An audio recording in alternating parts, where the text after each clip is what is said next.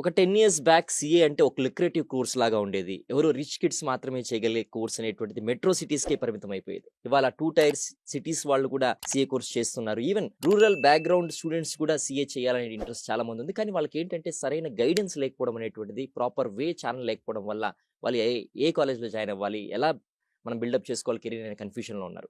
So ఎవరు eligible sir సీఏకి? దీని గురించి చెప్తారా? మీకు before we get into that course also అండి, అందరు ప్రేక్షకులకి నేను ఒకటి క్లారిటీ ఇవ్వదలుచుకున్నాను. చాలా మందికి క్లారిటీ ఉండదు. ఆ క్లారిటీ ఏంటంటే, కామర్స్లో 2 రకాల ఎడ్యుకేషన్ ఉంటుంది. ఒకటి రెగ్యులర్ ఎడ్యుకేషన్ అంటాము, ఇంకోటి ప్రొఫెషనల్ ఎడ్యుకేషన్ అంటాము. ఇప్పుడు ఓ స్టూడెంట్, ఏ స్టూడెంట్ అయినా మీరు ఏ కోర్స్ అయినా తీసుకోండి, మీరు ఇంజనీరింగ్లోకి రావాలన్నా, డాక్టర్ చేయాలన్నా, సిఏ రావాలన్నా, అలా ఏ కోర్స్ చేయాలన్నా ఎలిజిబిలిటీ ఈజ్ 10+2. అంటే అట్లీస్ట్ ఇంటర్మీడియట్ ఎడ్యుకేషన్ కంప్లీట్ అవ్వాలి.